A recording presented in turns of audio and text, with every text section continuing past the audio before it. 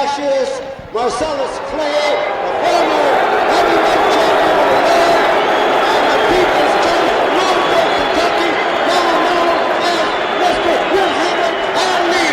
Muhammad Ali.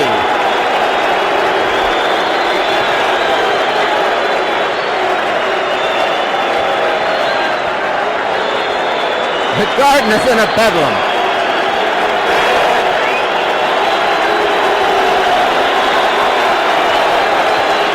He's getting a tremendous hand. He looks good, doesn't he? Another world heavyweight champion from Philadelphia, Smoking Joe Frazier.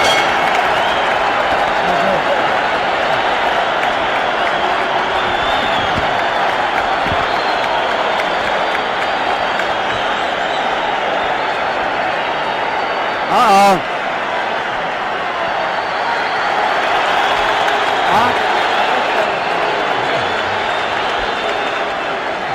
They may have we got to break this up. From Philadelphia. Oh, no.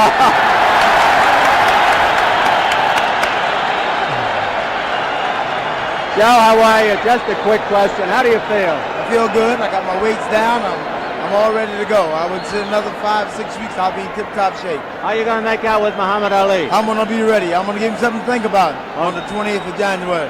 Joe, good luck to you. Thank you very much. Thank you. And ladies and gentlemen, last but far from least, United States gold medal winner in Mexico City in 1968. Now, here comes George Foreman. Heavyweight champion of the world, Hayward, California, George Foreman.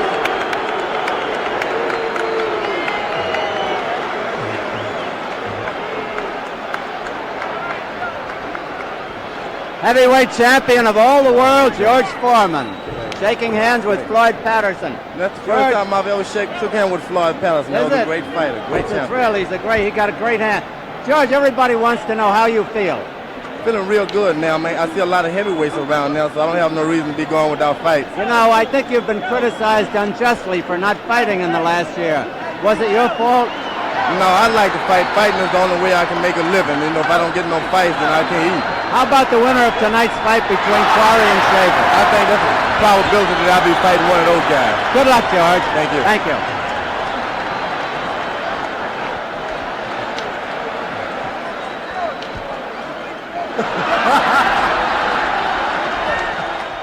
Everybody said there's a bigger payday, George. They offered me $5 million to fight this kid, well, this old man from Louisville.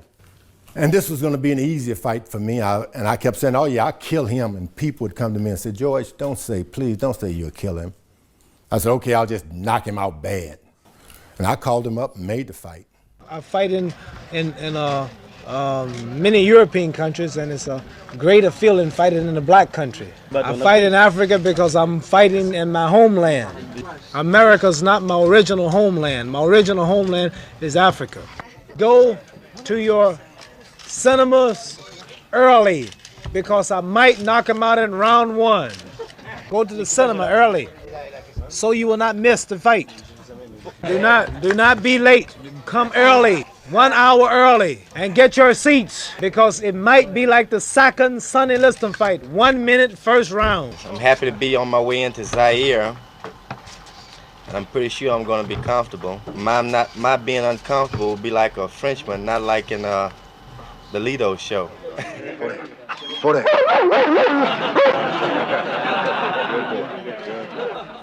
True significance of why the Scotsmen fought in Africa is because they came up with $10 million, $5 million for George Foreman, $5 million for me. London, England was trying to get it.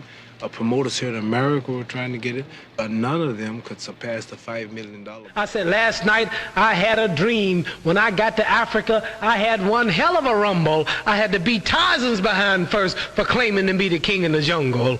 For this fight, I've wrestled with alligators. I've tussled with a whale. I done handcuffed lightning and put thunder in jail. You know I'm bad. I have murdered a rock. I injured a stone. And I hospitalized a brick. I'm so bad I make medicine sick. I'm so fast, man, I can run through a hurricane and don't get wet. When George Foreman meets me, he'll pay his debt.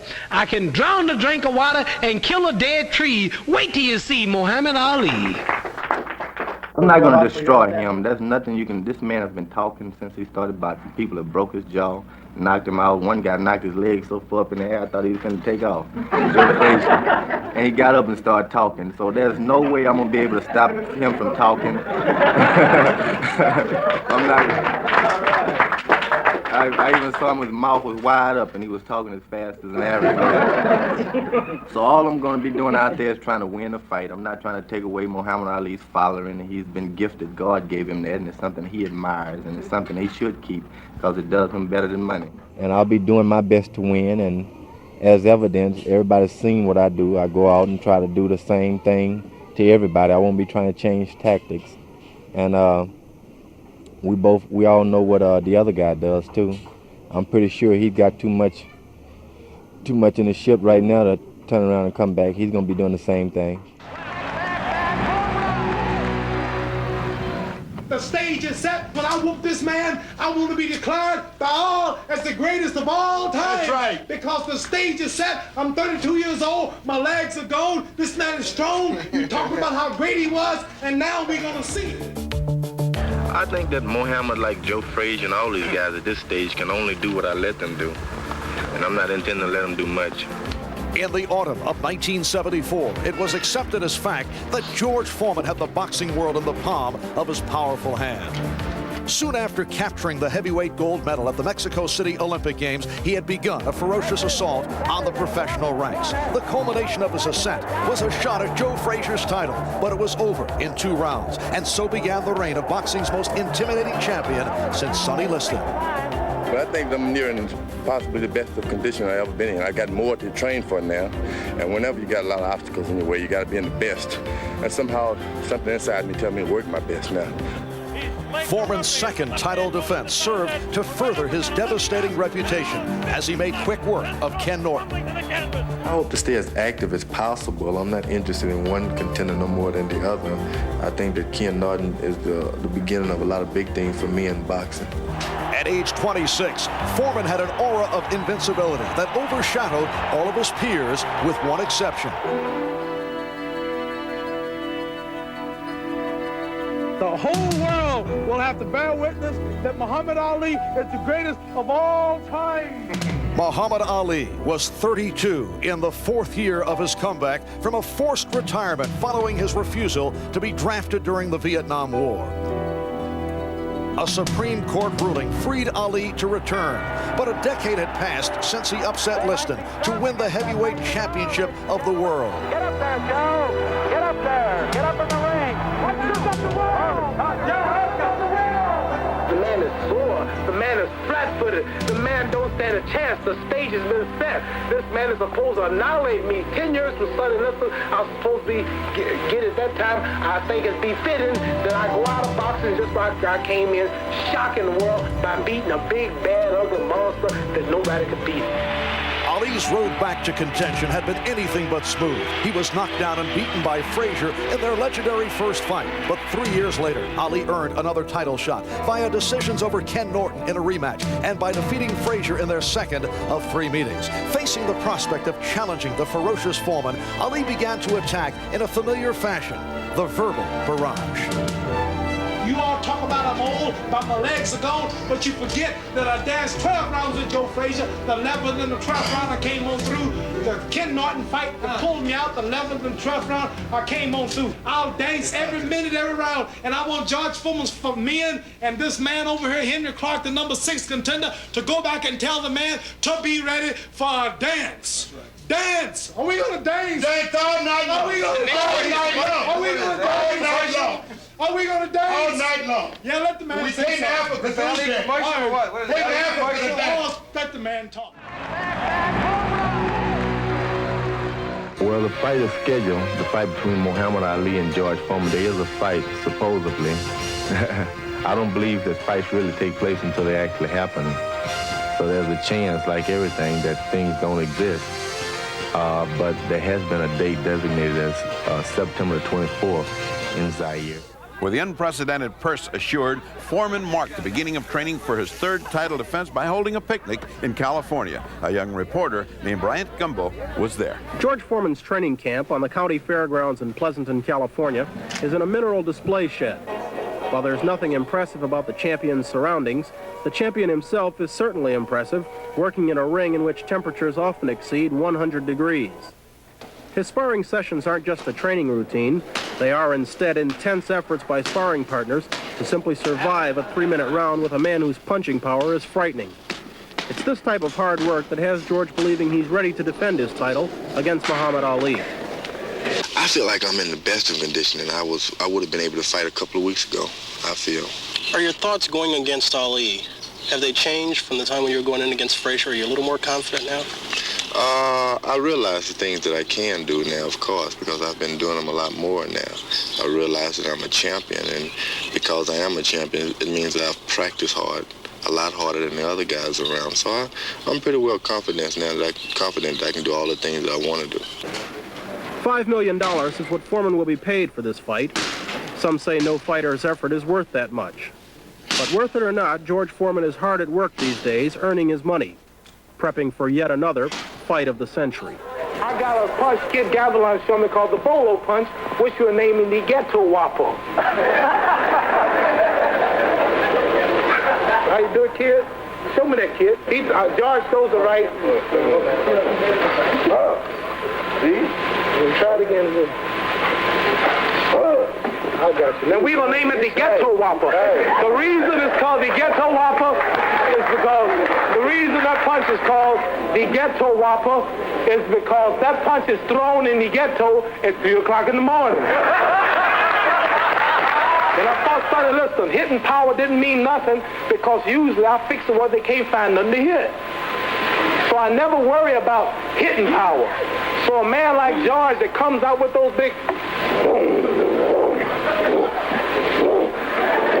Mocking Foreman's punching style and questioning his stamina became a recurrent theme for Ali. Easy one on points. Round 2, back out with the stick. Dancing, faking, using that reach, getting in there quick. So I can do that quicker than him. He's more of a... Where I'm... 7, 8 rounds to be puffing. He'll be breathing. I'm a 7, 8 round man. I'm used to going 12 rounds. I'm used to, that's my thing, dancing and sticking. I'm gonna float like a butterfly and sting like a bee. George can't hit what his eyes can't see. Now you see me, now you don't. You think you will, but I know you won't. Very good.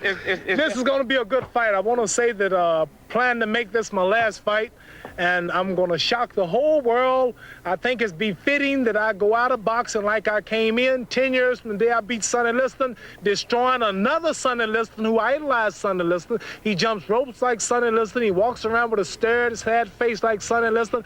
He's awkward and slow, and he hits hard like Sonny Liston. And I think it's befitting that 1974 stage couldn't be set no better, that I retire this man just like I did Liston. Right. Thank you, Ali. Thank you, Angelo Dundee. Is that all the time I get? Okay. Thank you, Benduga Bula and Victor. Don't do that trade away. Initially, Muhammad went through a pretty bad couple of hours, and he first wanted to move the whole fight back to the United States, and when he was told that wouldn't work, he said, well, then let's bring Joe Frazier over here, and I'll fight him again, and instead of each of us getting $5 million, I'll take $3 million, and Joe can take $1 million.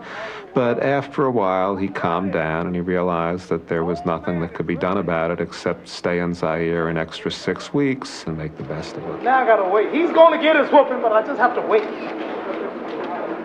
Boy, I was ready. I was gonna upset the world again. The whole world was gonna crawl and bow the next morning. I was gonna defeat that big, indestructible George Foreman. Gonna rip him up. I was gonna get him for the spawn point. My dreams all messed up for 6 more weeks. The man's in trouble. The man is scared. He's in my country to start with. How I stood up under the delay? Well, actually, it wasn't a delay because something happened and the fight just had to be rescheduled. So I just took it as pretty much an original. Sucker, you ain't nothing. You too ugly to represent us colored folks. These Africans think all of us ugly. Sucker, look at you. You out, sucker. Sometimes when I'm walking down the street, the kids follow me screaming George Foreman, boom, yeah. And that hasn't, I don't think that's so nice to me. I like if they have anything to say about me, they can say, George Foreman loves Africa, or George Foreman loves being here, not George Foreman killed him. I don't like that. George Foreman. There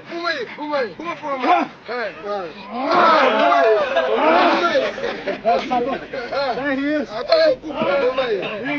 Sucker, you wasn't nothing. Just before the fight, I'm looking at him, the man's giving his instructions.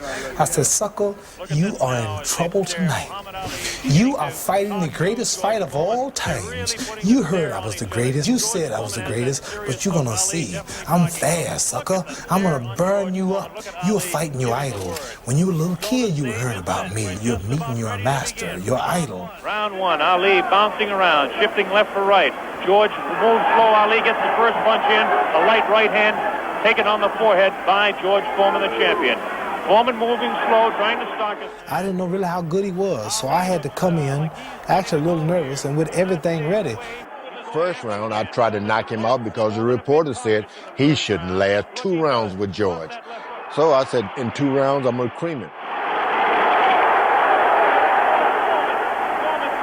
Man to the far corner. There's that left uppercut and jab to the body of Muhammad Ali. Ali tries to hang on to the head of George Foreman. Foreman dances now. Moves Ali with a right hand lead again. Has Foreman slightly confused with that right hand lead, which I haven't seen too many times before. Ali certainly dancing, slipping punches, sliding around both ways. Foreman's idea is to back him off into the corner, and when they get tight, to wail away with that vicious hook to the body of Muhammad Ali. Ali lashes out with a light left. A straight right hand. Forehead of George Foreman. George Foreman again takes a light left inside as he tries to work to the body of Muhammad Ali. That's Ali on your right. Foreman on the left. A wild left hand thrown by George Foreman, taken on the side of the head of Ali. The pace is tremendous in round one. George Foreman with his face to you. Ali to the left. Ali tries to tie him up. He's leaning on Foreman. Foreman with a vicious uppercut misses. Ali shifts right, bounces left, takes the light left on the side of the head. Wild left hand thrown in the Zaire, Africa. That punch did no damage. That one did. 2 wild right hands taken on the side of the head. They almost separates them. Wild left hand, vicious hook. There's a real strong right hand just underneath the heart. And Muhammad Ali is taking some punishment lead.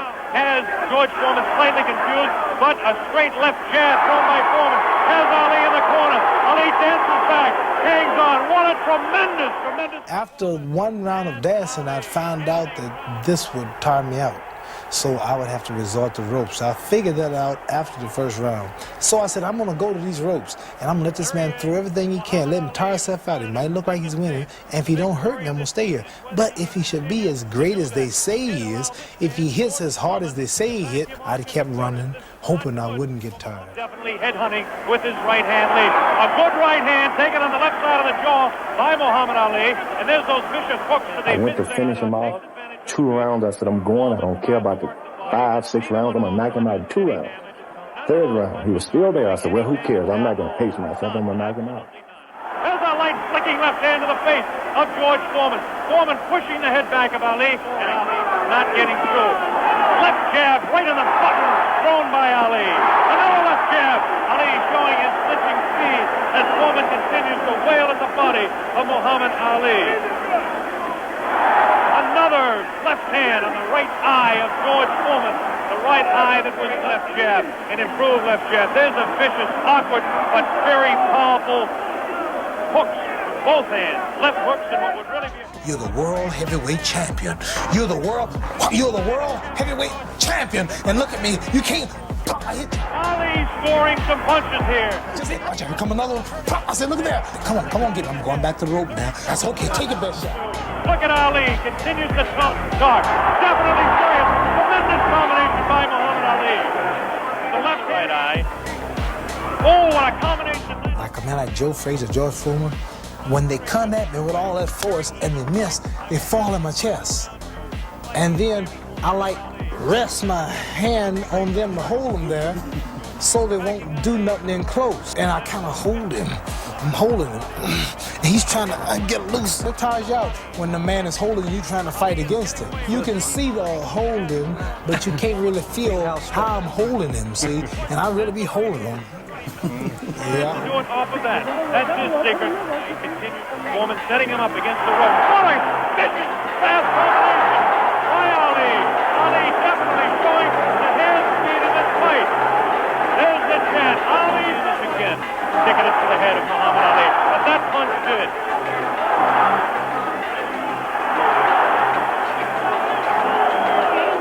With Muhammad Ali, I wasn't truly beating him. I was trying to get a knockout. Every punch I threw was for a knockout, and I was certain I'd knock him out in a few rounds.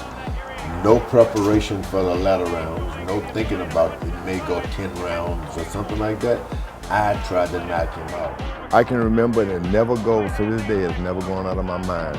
I hit him so hard one time, right about the neck, and I heard him say, He was trying to win a boxing match. I was trying to kill that guy. Ali showing his combination.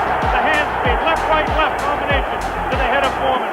Foreman again takes the right hand, right on the left side of the head. The opportunity has a tremendous look of determination. Staggered, Foreman staggered, definitely. Right on the button, right on the jaw of George Foreman. Opened his eye in the first fight. Another right hand taken, separating the fighters. Ali rifles the right to the head. Foreman bit on the rubbery side. Ali's a little tiring now, and you have to expect it with the temperatures close to 80 here in Zaire, Africa. Neither one. Right hand missed, the second one just separates the two fighters. There's a vicious left, but no real serious damage done. Ali is getting his hand up. The wild left through part of the round as he allows Foreman to back him up. Foreman trying to back Ali up and really throws the right hand in. Goes downstairs. Good left hook by Ali. Good left hook by Foreman. Better for Muhammad Ali upstairs anyway. Did some real good shots to the body thrown by Foreman. A couple of my trainers, get off the ropes, move. So I told them I'm going to fight my way. I'm going to do it my way and shut up. Right hand taking the back of the head of Ali. Foreman with a wild right again. Ali looks like he's trying to rest in this round. His punches are not doing any damage, though. I laid in the corners, right? I said, come on, show me something. They told me you could hit hard. You're just a sissy. Come on, you can do better than that, George. You want to corner me? Here I am. You waiting to corner me? Pouring. Foreman trying to set him up to the body. Ali does look tired now. This experienced great athlete withstood all of this pain because I hit him with some of the hardest shots I've ever delivered on a man. It would knock him back and out. He would literally stand there and wake up again. Foreman wailing away, and Ali says to take a best punch. Foreman just working the body, hasn't hit Ali except once to the face. Neither fighter has him down. Ali picks it up a little bit, about 40 seconds left in round number 5.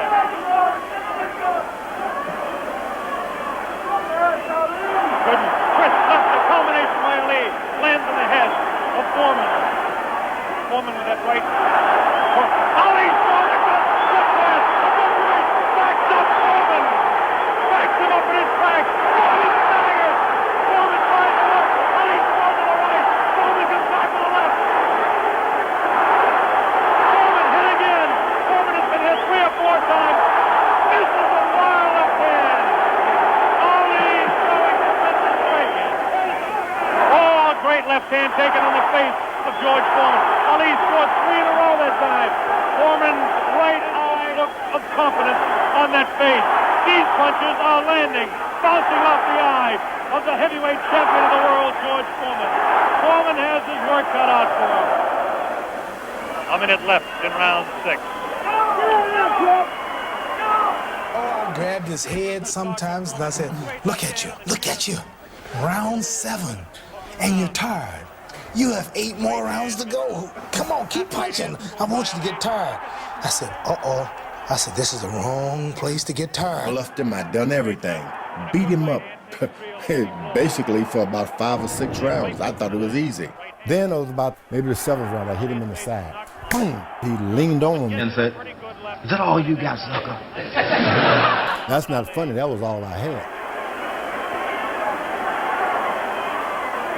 There's a good right uppercut. Atlanta Video Techniques presentation worldwide. Ali working to the head of George Foreman. Ali scores again with a light left hand. That time a straight left bounces the head back of Foreman. A quick short jab. Foreman looking to deliver the real heavy blows. Now he's bouncing better. Almost falls out of the ring. Ali left that punch. Twisted his body. Control him. Now some pretty good heavy right hand taken on the left side of the cheek by Ali. Good right hand thrown. It seems to be 1 or 2, maybe 3 good punches. I burnt myself out, and he caught me with the right hand just as I was walking and following him without any respect, just trying to get one shot in. Tricked me, moved off the rope with this lightning speed. 1-2 combination, caught me right on the chin. I said, I can't believe it. I hit the floor. Actually, I hit the floor again with my fist. I waited for my corner to tell me to get up. A boxer is not supposed to get up. He's supposed to wait until his corner say get up. My manager told me to get up. He counted for me. When I jumped up, the fight was over. I had lost the heavyweight championship of the world to Muhammad Ali.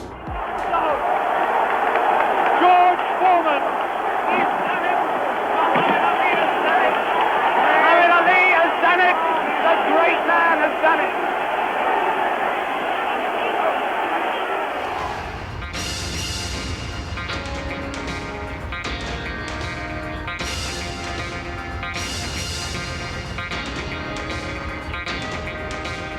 First of all, you got to understand the dressing room was very small. It's extremely hot and humid. A rain cloud had just burst. The water was beginning to come in, and we were sitting in about ankle-deep water there when this wave of humanity came in. Pandemonium would have been an understatement. All of these people mixing in there, weeping, crying, laughing, and some Zairian police trying to impose order. Finally, they just gave up and they joined us. If you can picture a room of that many crazy people hollering at the top of their voice, then you know what it was like in that dressing room. It wasn't a close fight, was it? No. It wasn't a close fight. No. Was it close before I knocked him out? No. You sucker. Wait. Is this on close? You tell. Is it live? Right now. Everybody stop talking now. Attention. I told you, all of my critics, I told you all that I was the greatest of all time when I beat Sonny Liston. I told you today I'm still the greatest of all time. Never again defeat me. Never again say that I'm going to be defeated. Never again make me the underdog until I'm about 50 years old. Right. Then you might get me. But I didn't dance. I didn't dance for a reason.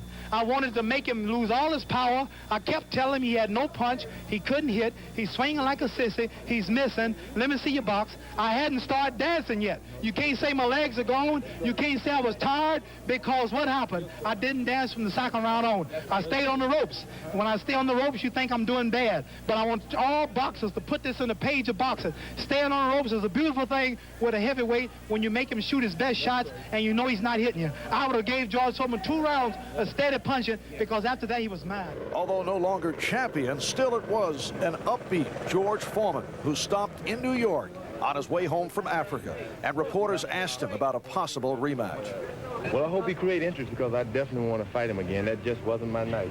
Would you fight him differently in a return match? Well, I'd fight him in a rage, as I always do.